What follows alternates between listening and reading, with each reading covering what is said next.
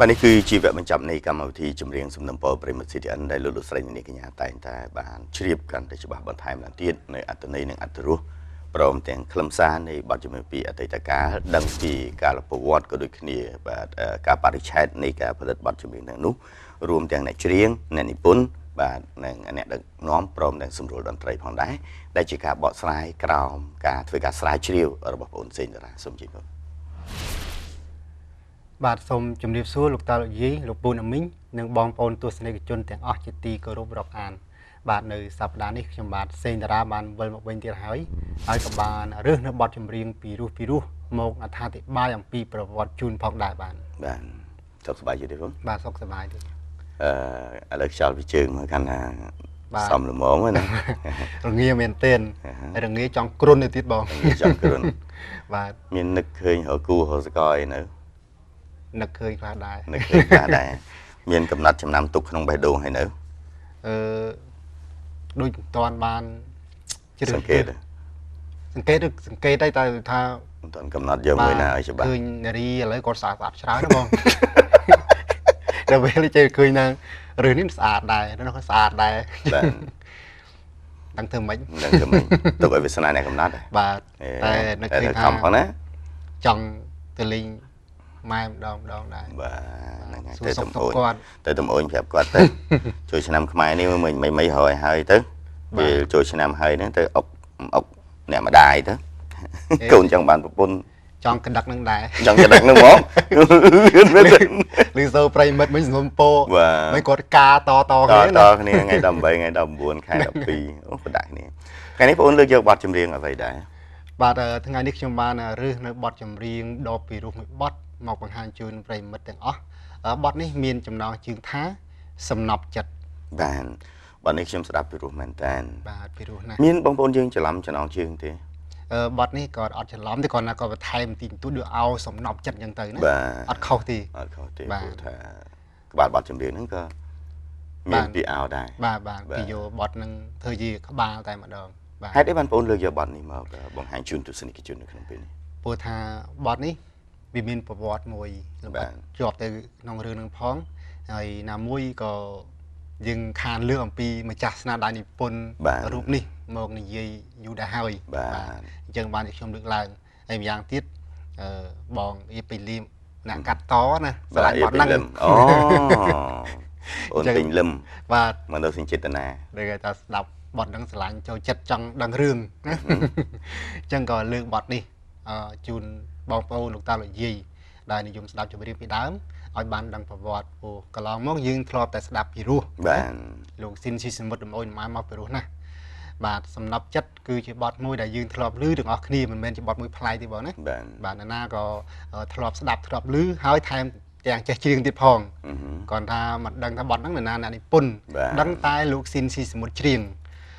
បាទបទនេះគឺថតជាកាសែតនៅដើមឆ្នាំ1975បាទហើយថតនៅក្នុងកាសែតហ្នឹងគេដាក់ឈ្មោះថាកាសែតសំណប់ចិត្តតែម្ដងបាទហើយម្ចាស់ស្នាដៃនិពន្ធនៃបទនេះគឺជាកវីមួយរូបដែលចូលចិត្តនិពន្ធចម្រៀងប្រើពាក្យពេចន៍នៅក្នុងសាសនានិងពាក្យកាព្យពាក្យពេចន៍ផ្សេងនៅក្នុងរាជវាំងហៅថារាជស័ព្ទបាទពាក្យរាជស័ព្ទគឺលោកស្វាយសំអឺបាទបងប្អូនធ្លាប់ឮដែលខ្ញុំលើកឡើងហើយដូចជាបទនិស័យកម្មព្រះមូកលៀនបាទសំដៅការកៃជាដើមណាអញ្ចឹងបទនេះគឺលោកស្វាយសំអឺជាអ្នកនិពន្ធទាំងបទភ្លេងទាំងទំនុកច្រៀងហើយនឹងមានតន្ត្រីករត្រំប៉ាត់អ្នកជាអ្នកសម្រួលតន្ត្រីគឺលោកព្រំសំអល់បាទព្រំសំអល់គាត់ជានិស្សិតខាងស្ថាបត្យកម្មចំនួននោះបងបាទហើយក្រោយមកគាត់ជាតន្ត្រីករត្រំប៉ាត់នៅក្នុងវងភ្លេងយោធាពិរមដែរបាទហើយគាត់បានត្រូវលោកស្វាយសំអឺនឹងហៅមកសម្រួលតន្ត្រីមកកាសែតនឹងតែម្ដងដើមឆ្នាំ75ហ្នឹងដូចមិនដែលឮបងអូនលើកយកឈ្មោះលោកព្រំសំអល់មកសោះបាទកម្របាទកម្រឮណាស់តែខ្ញុំធ្លាប់លើកម្ដងគឺពេលដែលខ្ញុំលើកបទកំរងភូមិថ្កុលកាលណាលោកព្រំសំអល់ជាអ្នកសម្រួលតន្ត្រីដែរហើយកំរងភូមិថ្កុលក៏នៅក្នុងសេរីកាសែតសំណប់ចិត្តនឹងដែរមានបទរវើរវាយកំរងភូមិថ្កុលចម្ប៉ាកំពង់ប្រាក់ហើយទ្រូប្រាស់ពីរជាដើមហ្នឹងណាបាទហើយដោយឡែកចំពោះបទសំណប់ចិត្តនេះវិញយើងទាំងអស់គ្នាធ្លាប់បានឮនៅពាក្យដំអុយដំណើរដែលលោកស៊ីនស៊ីសមុទ្រច្រៀងតាំងពីដើមមកបាទគឺយើងស្ដាប់ពីណាដូចជាមានអារម្មណ៍ ឲ្យថាលងលួចទៅតាមខ្លឹមសារចម្រៀងហ្នឹងណានិយាយចាំទៅខ្លោចចិត្តទៅតាមខ្លឹមសារនៃបទចម្រៀងណាបាទហើយចំពោះបទនេះគឺជាប្រវត្តិរបស់លោកស្វាយសមឿផ្ទាល់បាទហើយខ្ញុំបានដឹងរឿងនេះគឺតាមរយៈភរិយារបស់គាត់គឺអ្នកស្រីដុំសុផានីដែលបច្ចុប្បន្នគឺនៅមានជីវិតនៅឡើយទីគាត់កំពុងរស់នៅឯស្រុកកងមាសខេត្តកំពង់ចាមបាទហើយកាលដើមឆ្នាំ2008កាលហ្នឹងខ្ញុំបានទៅជាមួយក្រុមសិល្បៈទូទស្សន៍មួយគេទៅធ្វើបុណ្យខួបឲ្យលោកស្វាយសមឿកាលហ្នឹងគេគាស់ឆ្អឹងរបស់គាត់ពីខេត្តពូសាន់មកលោកស្វាយសមឿគាត់ស្លាប់នៅខេត្តពូសាន់អញ្ចឹងក៏គេគាស់ទៅធ្វើបុណ្យនៅផ្ទះគាត់កំពង់ចាមគេក៏ហៅខ្ញុំទៅដែរហើយខ្ញុំក៏ជួបអ្នកស្រីដុំសុផានីគាត់ក៏និយាយរឿងរ៉ាវយ៉ាងវែងឡាយពីប្រវត្តិលោកស្វាយសមឿប្តីគាត់ហ្នឹងហើយនឹងរឿងបត់សំណប់ចិត្តហ្នឹងឯងបាទហើយសំណប់ចិត្តហ្នឹងគាត់និយាយថាមានរឿងតាំងពីអំឡុងពាក់កណ្ដាលទសវត្សរ៍50ម្លេះបាទតែមុននឹងនិយាយបត់នេះបើយើងមើលរូបលោកស្វាយសមឿបងនេះដូចជានៅលើសភៅនេះបងឃើញហើយមុខលោកស្វាយសមឿគឺជាមនុស្សម្នាក់ដែលមានមុខក្រៀមក្រោះមិនសូវញញឹមញញែមទេគេមុខស្ងួតណាបាទហើយបើចំពោះបរោះយើងបើសិនជាមនុស្សដែលមានឲ្យថាទឹកមុខស្ងប់ស្ងួតមិនសូវចេះនិយាយមឹសអញ្ចឹងប្រកាសជាមិនអាចទៅតងនារីណាឲ្យស្រឡាញ់ខ្លួនបានទេហ្នឹងហើយតែបើយើងវិភាគដោយឲ្យថារូបភាពខាងក្រៅចំពោះលោកស្វាយសមឿប្រកាសជាខុសបាទគាត់មុខក្រៀមក្រោះហើយមុខស្ងួតមឹសមែនតែជាមនុស្សម្នាក់ដែលមោះមុតនឹងស្នេហាជាទីបំផុតហើយគាត់មានស្នេហាជា2-3ដងដែរមុននឹងមកជួបភរិយារបស់គាត់ហ្នឹងណាបាទតែស្នេហាតានោះតែងតែនាំឲ្យគាត់ស្រក់ទឹកភ្នែករហូតបាទនៅអំឡុងពាក់កណ្ដាលទសវត្សរ៍ឆ្នាំ50គឺឆ្នាំ1955លោកស្វាយសមឿបានភ្ជាប់មនោសញ្ចេតនាជាមួយនារីម្នាក់នៅភ្នំពេញហ្នឹងគាត់ក៏ជាអ្នកភ្នំពេញដែរលោកស្វាយសមឿក៏កើតនៅបឹងផលិតខណ្ឌ7មករាជិតវត្តសពើមាសហ្នឹងកន្លែងលក់ម៉ូតូហ្នឹងបាទហើយគ្រួសារគាត់ជាអ្នកក្រីក្រទេម្ដាយគាត់រែកនំលក់ហើយគាត់ក្រៅពីធានីពីការងារឲ្យបរោះងាត់ទៅគាត់ជួយរែកនំម្ដាយគាត់លក់ដែរហើយដល់ពេលគាត់ពេញវ័យឆ្នាំ1955ហ្នឹងក៏បានស្រឡាញ់នារីម្នាក់នៅម្ដុំនឹងដែរតែគេក៏អ្នកមានបាទហើយតែទោះយ៉ាងណាក៏ដោយនារីហ្នឹងគឺស្រឡាញ់គាត់វិញដែរស្រឡាញ់គ្នាទៅវិញទៅមកគឺអត់មានអ្នកណាបង្ខំអ្នកណាអីទេគឺនាងហ្នឹងក៏អត់មានមើលថាលោកស្វាយសមឿនឹងក្រដែរអញ្ចឹងស្រឡាញ់គ្នាចិត្តនឹងចិត្តហើយរហូតដល់ជ្រុលជ្រោះហួសប្រពៃណីបាទคล้ายទៅជាឯខាងកខ្លាយបាយណាបង្កើតបានកូនស្រីមួយបាទ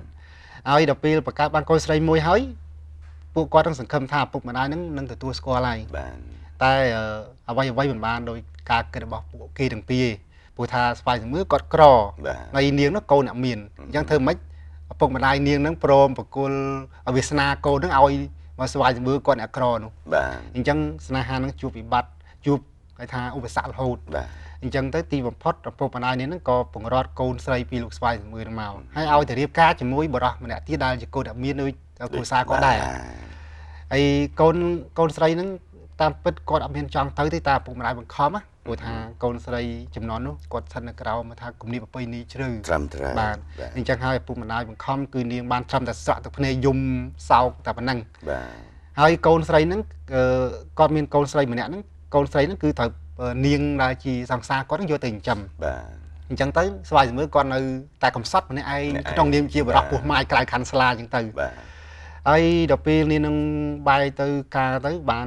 ក្រោយមកបាទគាត់នៅតែចងចាំអារឿងខ្លោចផ្សាររបស់គាត់នឹងរហូតអញ្ចឹងគាត់បែកគ្នានៅឆ្នាំ55ពេលដែលគាត់មានកូនស្រីមួយហ្នឹងគាត់នៅតែដកជាប់នៅអនុស្សាវរីយ៍របស់គាត់អញ្ចឹងហើយរហូតដល់ឆ្នាំ60ជាងដល់ពេលគាត់មានស្វាមីភរិយាពិតគាត់ជាមួយអ្នកស្រីដុំសុផានីហ្នឹងក៏គាត់នៅតែនៅឃើញដែរតែអត់ទាន់មាននិពន្ធអីទេរហូតដល់ឆ្នាំ1975បានគាត់យករឿងហ្នឹងមកតែងជាចម្រៀងតែងទៅជាបទសំណប់ចិត្តហ្នឹងបាទអញ្ចឹងហើយបានជាទំនុកបទសំណប់ចិត្តហ្នឹងដំបូងឡើយគាត់បណ្ដោយលោកស៊ីនីសមុទ្រច្រៀងឲ្យសំណប់ចិត្តជីវិតមាសបង20ឆ្នាំកន្លងដែលរូបរាងបងនៅនឹកអាល័យការគិតណាស់ខ្វល់ណាស់គ្មានលុះមួយថ្ងៃចិត្តចង់តែឃើញបុត្រីតើចំរានវ័យប៉ុណ្ណាហើយតែគិតទៅ20ឆ្នាំ55ដល់75 20ឆ្នាំគត់បានហើយគាត់មានអីសំណប់ហារតីប្រណីផងអូនបងសូមស្គាល់កូនដែលរូបស្រីស្ងួនយកទៅរក្សា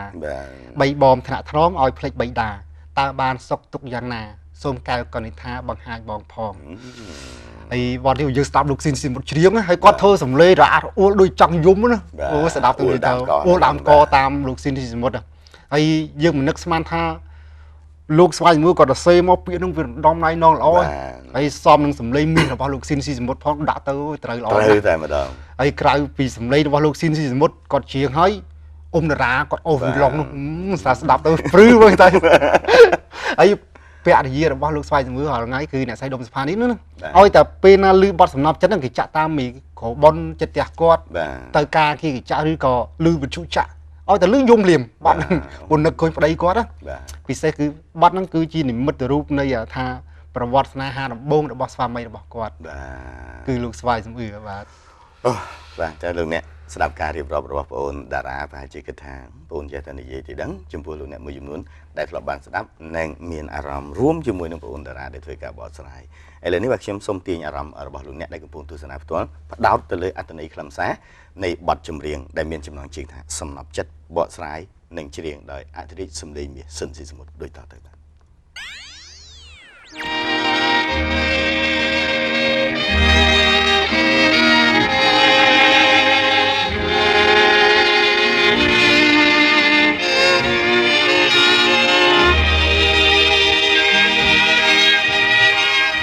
អូសំណប់ចឹងជីវិតមាសបង20ឆ្នាំកន្លងតែចិនរៀមបងនៅនឹកអាឡាយភ្លេចណាំងខ្វល់ណាស់គ្មានលួងមួយថ្ងៃចិត្តចង់ទៅឃើញបុត្រីតាចំរានវ័យប៉ុណ្ណាហើយបើបែកគ្នារាប់ឆ្នាំចាំគ្មានភ្លេចអ្វីចាំទាំងសំដីគ្រួសារជាស្ដីឲ្យយើងបែកផ្លូវអ្នកទោះដួងចិនជីវិតអាស្រើសួរទ្រាំរស់ទាំងសោកសៅលងលុះអីលើហើយណានួនល្អងកាលសំលេងក្មួងមកលួងចិនស្រីខែហមដោយត្រកខ្សែបីមេបាប្រុសស្រីសបាយអើងកងគេសើចបងយំស្ដាយបងកងអង្និចាចិនបងលាក់ក្នុងជ្រលងជ្រោះច្រងលោកាសំណប់រតីប្រណីផងអូនបងសូមស្គាល់កូនដែលរូបស្រីស្ងួនយកទៅរាំងសាបីបងថ្នាក់ថ្នមឲ្យភ្លេងបៃតាតើបានសុខទុំយ៉ាងណាសូមស្រីមេត្តាបង្ហាញបងផង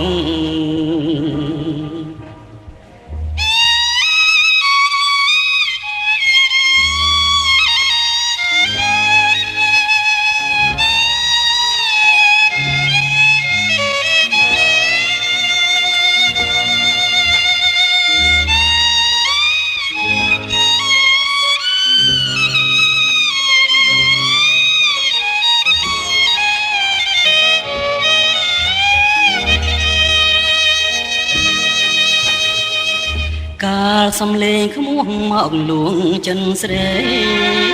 ហើយហមដោយត្រកខ្សែបីមេបាប្រុសស្រីសបាយអើងកងគេសើចបង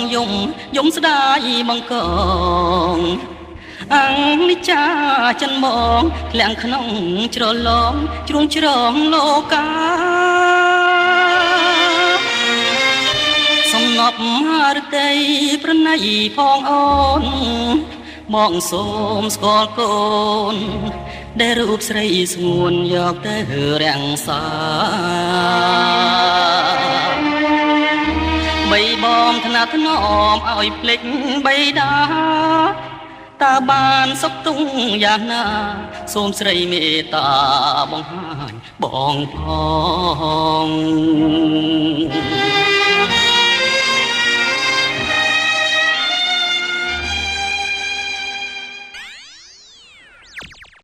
បាទពិតជារំជួលចិត្តបាទដិតនៅក្នុងអារម្មណ៍មែនខ្ញុំជឿថាចំពោះបងមួយចំនួនមិនខុសទេក៏ដូចជាបងប្អូនមួយចំនួនដែលជួបហេតុការណ៍បែបនេះនៅពេលដែលស្ដាប់បទនេះហើយគឺរំលឹករឿងដើមមកវិញទាំងអស់តែម្ដងបាទបងអត់បានជួបរឿងអញ្ចឹងនៅបាទនៅធ្លាប់មានខ្លះដែរតែមិនដល់ជ្រៅដល់លោកស្វាយសបឿអញ្ចឹងពីទេបាទមានបន្សល់ផ្លែផ្កាកូនស្រីមួយទៀតណាហ្នឹងហើយបាទបងគាត់ណាធ្លាប់បេះដូងក្រំគ្រាទីទួយអញ្ចឹងណាបងអ្នកណាគេធ្វើបាបបងសេងតារាម្លេះណាអញ្ចឹងបានបងសេងតារាដាក់ចិត្តដិតអារម្មណ៍ជាមួយនឹងការស្រាវជ្រាវបទចម្រៀងពីអតីតកាលព្រោះថាសិតថាជាបទដែលពោពេញទៅដោយមនោសញ្ចេតនាកប់ជ្រៅនៅក្នុងក្រៅបេះដូងមិនអាចបំភ្លេចបានមិនអញ្ចឹងណាអ្នកដែលមានមនោសញ្ចេតនាជ្រៅប្រកាសជាចូលចិត្តស្ដាប់បទចម្រៀងពីដើមបាទព្រោះថាបទណាក៏បានបញ្ចូលនៅមនោសញ្ចេតនាដែរបាទឥឡូវកម្មវិធីរបស់យើងដល់ចង់បញ្ចប់ហើយតើបងមានអ្វីបន្ថែមទៀតដែរឬទេបាទតាមរយៈបទសំណប់ចិត្តនេះខ្ញុំជឿជាក់ថាបងប្អូនលោកតាលាយាយនិងទស្សនិកជនទាំងអស់ប្រកាសជាពេញចិត្តហើយអំបញ្ញមិញប្រកាសជារលងរលួចបាទទៅតាមខ្លឹមសារដំអោយដំអែដ៏សែនពីរោះរបស់អធិរាជសម្លេងមេស៊ីនស៊ីសមុទ្របាទសូម្បីតែខ្ញុំស្ដាប់គឺខ្ញុំចូលចិត្តបទនេះណាបាទគឺចូលចិត្តមិនចាញ់នឹងភរិយារបស់លោកស្វាយសំអឿទេណាបាទហើយសំលេងថារអាក់រអួលធ្វើដោយរបៀបរឿងខ្លួនឯងចឹងលោកស៊ីនទីសមុទ្របាទយើងស្ដាប់ដូចចាញ់បោកគាត់ចឹងណាបច្ចុប្បន្នគេហៅថាចូលទូបាទដែលខ្លះស្ដាប់ទៅរឿងរបស់លោកស៊ីនទីសមុទ្រតាមពិតគាត់តែច្រៀងនេះមានចម្រៀងជាច្រើនគាត់គ្រាន់តែជាអ្នកច្រៀងឲ្យគេទេតែអ្នកដែលមិនដឹងនឹងចេះគិតថាអញ្ចឹងអ្នកខ្លះចេះតែវិភាគតាមខ្លឹមសារចម្រៀងណាដល់ពេលគាត់ច្រៀង20ឆ្នាំនឹងគុកទៅអ្នកខ្លះលោកសិននេះមុនកាលនេះចាប់គុក20ឆ្នាំដល់ពេលគាត់ច្រៀងបទអីឈាមក្រហមខ្មៅប្រឡាក់ដៃខ្ញុំថាកាលហ្នឹងលោកសិននេះប្រហែលជាសម្លាប់ប្រពន្ធឯងខ្លួនឯងចឹងអ្នកអត់ដឹងណាតែខ្ញុំមិនក្មេងក៏អញ្ចឹងដែរធ្លាប់តែលើគេនិយាយចេះជឿតាមគេទៅហើយមានផ្ដោតរាល់បទរបស់អធិរាជសម្លេងមេស៊ីនសមុទ្រច្រៀងគឺផ្ដោតអារម្មណ៍ទៅថាបទហ្នឹងគឺជាបទរបស់គាត់តែខ្លួនឯងទៀតចេះថាគាត់តែខ្លួនឯងហើយចេះថារឿងរបស់គាត់ហ្នឹងដោយសំណប់ចិត្តនេះជាដើមតាមពិតរឿងរបស់លោកស្វាយសំអឿទីគាត់ជាអ្នកគេថាបញ្ចូលសម្លេងតែបញ្ចូលសម្លេងរបស់គាត់គឺម្ចាស់ស្នាដៃប្រកាសជាពេញចិត្តណាស់បាទហើយយើងទាំងអស់គ្នាដែលបានស្ដាប់បទនេះក៏ប្រកាសជាមានអារម្មណ៍ថារំជើបរំជួលទៅតាមខ្លឹមសារចម្រៀងនេះផងដែរបាទហើយសូមបញ្ជាក់ថាលោកស៊ីនស៊ីសមុទ្រលោកស្វាយសំអឿនិងលោកម៉ាឡាពីបាទកើតឆ្នាំរកាដូចគ្នាអ្នកជុលមន់បាទសិតតែបកាជុលមន់នេះធ្លាប់តែនិយាយម្ដងហើយម្ដងទៀតទៅដល់ណាគឺគាត់នាំគ្នាទៅជុលមន់ហ្នឹងទៅកំពង់ឆ្នាំងដល់កំពង់ឆ្នាំងជុលទៅកំពង់ឆ្នាំងហើយថ្ងៃណាធានីពីការថតចម្រៀងហ្នឹងណាលោកស្វាយសំអឿអីហ្នឹងជួនកាលគាត់ជិះមកផ្ទះលោកសិននេះសមុទ្រនៅកាំងត្បូងផ្សារទូលពងហ្នឹងមកចលោមន់គ្នាអញ្ចឹងឯងលោកស៊ីនីមុតជិះទៅផ្ទះលោកស្វាយសំអឿនៅព្រៃសរទៅចលោមន់គ្នាអញ្ចឹងហៅមកលោកម៉ាលពីមកជុលលើគ្នាបាទហើយបទនេះក្រៅពីសំឡេងដំណយដំណៃរបស់លោកស៊ីនស៊ីសមុទ្រដូចខ្ញុំជម្រាបរួចហើយគឺមានសំឡេងវីឡុងរបស់លោកគ្រូអ៊ុំតារាបាទអូយ៉ាងពីរោះនៅក្រៅសំឡេងរបស់លោកស៊ីនស៊ីសមុទ្រហើយព្រមទាំងសំឡេងត្រុំប៉ែតបាទដែលផ្លុំអោបជាមួយផងរបស់លោកព្រំសមលផ្ទាល់ដែលជាអ្នកសម្រួលតន្ត្រីបាទហើយប្រហែលជាមានបងប្អូនខ្លះមិនដឹងជាឆ្ងល់ដែរឬទេថារឿងរបស់លោកស្វាយសំអឿកើតនៅឆ្នាំ1955ហើយក៏គាត់មិនតែនៅឆ្នាំ55ហ្នឹងទៅបាទសូមបញ្ជាក់ថាឆ្នាំ55ហ្នឹងលោកស្វាយសំអឿមិនទាន់ខ្លាចជាអ្នកនិពន្ធទេគាត់ទៅតែពេញវ័យណាហ្នឹងហើយកាលហ្នឹងគាត់ត្រឹមទៅរៀនខាងសរសេរប្រឡោមលោកកាលហ្នឹងគាត់រៀនសរសេរប្រឡោមលោកខាងសមាគមអ្នកនិពន្ធខ្មែរហើយបានចូលធ្វើការនៅសមាគមអ្នកនិពន្ធខ្មែរជាមួយលោកហេលស៊ុំផាហើយបានឆ្នាំដើមទសវត្សរ៍ឆ្នាំ60បានគាត់ខ្លាចជាអ្នកនិពន្ធអាជីពតែក៏អត់យករឿងគាត់មកនិពន្ធទៀតគាត់និពន្ធតែចម្រៀងបញ្ចូលកុននេះនិពន្ធបញ្ចូលក្នុងផលិតកម្មអន្តរជាតិភាពយន្តរបស់លោកប៊ីវចៃលៀងគឺចម្រៀងរបស់គាត់ភាគច្រើនបញ្ចូលភាពយន្តនេះអញ្ចឹងហើយបានជាចម្រៀងរបស់គាត់ភាគច្រើននិយាយទៅរឿងសាសនារឿងរាជស័ព្ទហ្នឹងរឿងបុរាណនោះបាទរហូតដល់ឆ្នាំ75ហ្នឹងបានជាគាត់នឹកឃើញយកបទហ្នឹងហើយយករឿងហ្នឹងមកសរសេរចេញជាបទសំណប់ចិត្តហ្នឹងនេះប្រហែលជាគាត់នឹកឃើញដល់កូនស្រីគាត់ណាអញ្ចឹងបានគាត់សរសេរអាចុងក្រោយថាសំណប់ហារតីប្រណីផងអូនណាបងសូមស្គាល់កូនរូបស្រីស្ងួនយកទៅរក្សាហ្នឹងបាទអញ្ចឹងតាមរយៈបទនេះខ្ញុំបាទសេងតារាសូមឧទ្ទិសជូនដល់វិញ្ញាណក្ខន្ធរបស់ម្ចាស់ស្នាដៃនិពន្ធគឺលោកស្វាយសំអឿហើយម្ចាស់ស្នាដៃសម្រួលតន្ត្រីគឺលោកព្រំសំអល់ហើយនឹងម្ចាស់សំឡេងគឺលោកស៊ីនស៊ីសមុទ្រព្រមទាំងលោកគ្រូអ៊ុំតារាផងដែលជាម្ចាស់សម្លេងយូឡុង ហើយបងប្អូនដែលចង់ដឹងប្រវត្តិលំអិតរបស់លោកស្វាយសមឿសូមទៅមើលក្នុងសភៅមាសស្របនគរភាគទី5បាទខ្ញុំបាទបានសរសេររួចហើយបាទអរគុណមកកម្មវិធីបន្តទីបញ្ចប់សូមថ្លែងអរគុណជ្រាលជ្រៅចំពោះលោកអ្នកដែលបានចំណាយពេលវេលាដ៏មានតម្លៃតាមដានទស្សនាកម្មវិធីរហូតមកក៏ដូចគ្នារួមសំណូមពរនៅបទចម្រៀងបាទកម្មវិធីស្វាគមន៍ជានិច្ចបាទនៅពេលនេះខ្ញុំបាទនឹងបងសេងតារាសូមអរគុណសូមជម្រាបដែលរូបស្រីស្ងួនយកទៅរាំងសាបីបងថ្នាក់ថ្នមឲ្យភ្លេចបីដាតើបានសុខទុំយ៉ាងណាសូមស្រីមេត្តាបង្ហាញបងផង